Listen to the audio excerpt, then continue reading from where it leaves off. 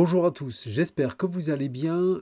Vous savez, le bac français approche. Vous êtes peut-être même dans la révision de vos bacs blancs dans vos lycées et je vous propose de réviser ensemble les figures de style qui vous serviront à faire vos commentaires. On y va sous la forme d'un QCM. C'est parti.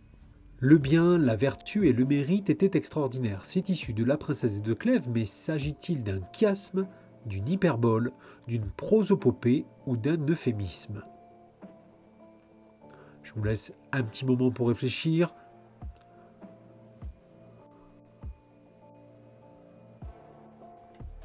Bien sûr, avec le terme extraordinaire, il s'agissait d'une hyperbole.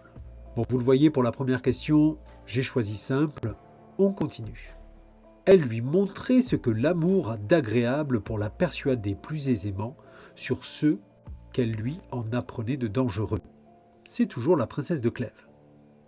Est-ce une hyperbole, une personnification, une antithèse ou une métaphore? Elle lui montrait ce que l'amour a d'agréable pour la persuader plus aisément sur ce qu'elle lui en apprenait de dangereux.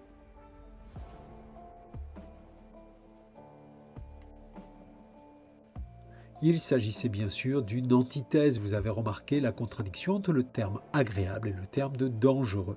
Ce qui seul peut faire le bonheur d'une femme, qui est d'aimer son mari et d'en être aimée. On est toujours dans la princesse de Clèves, mais est-ce une litote, un parallélisme de construction, un chiasme ou un oxymore? Ce qui seul peut faire le bonheur d'une femme, qui est d'aimer son mari et d'en être aimée. Litote, parallélisme de construction, chiasme ou oxymore.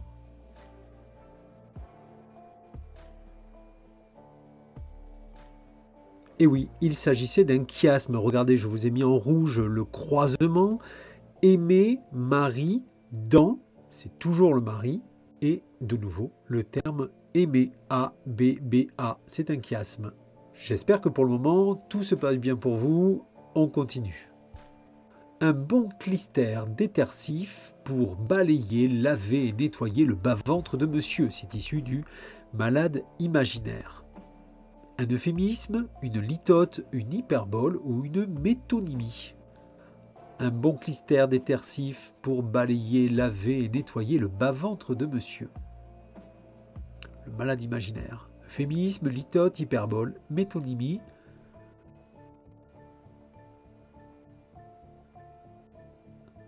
Alors dans celle-ci, il y avait une double réponse possible. Ça pouvait être un euphémisme, bas-ventre, pour ne pas nommer l'intestin. Et puis ça pouvait être aussi une métonymie, bas-ventre et l'emplacement de l'intestin. Donc vous vous rappelez, une métonymie, une partie pour le tout. Je la veux agiter, Baudelaire parle ici de la chevelure, dans l'air comme un mouchoir. C'est les fleurs du mal. Prosopopée, métaphore, anaphore ou comparaison. Allez, c'est pas la question la plus difficile. Je la veux agiter dans l'air comme un mouchoir. Oui, le comme indique qu'il s'agissait bien sûr d'une comparaison. Celle-ci, je pense qu'il n'y avait pas de problème pour vous. On continue. Pour peupler ce soir l'alcôve obscure des souvenirs dormants dans cette chevelure. On est toujours dans les fleurs du mal, la chevelure.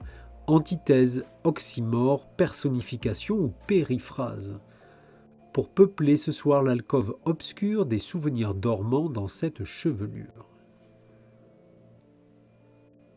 Il s'agissait bien sûr d'une personnification. Regardez, je vous ai souligné les deux termes à repérer, les souvenirs qui dorment et les souvenirs qui peuplent aussi. Allez, nous en arrivons à la dernière question de ce quiz. Ayant l'expansion des choses infinies, les fleurs du mal, correspondance. Périphrase, anaphore, gradation, diérèse. Ayant l'expansion des choses infinies.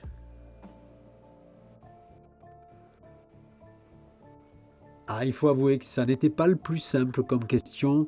Et oui, c'est le mot expansion qui est intéressant ici. C'est une diérèse. On dit expansion pour pouvoir faire 12 syllabes et que cet extrait devienne un alexandrin. Voilà, c'est la fin de ce quiz. N'hésitez pas à me dire en commentaire si vous souhaitez d'autres QCM de ce genre ou d'autres questionnaires simplement de ce type. J'espère que ça vous a permis de réviser. Je vous souhaite bon courage pour vos révisions. N'oubliez pas, si vous avez aimé cette vidéo, si vous aimez bien cette chaîne, vous pouvez toujours vous y abonner. À très bientôt.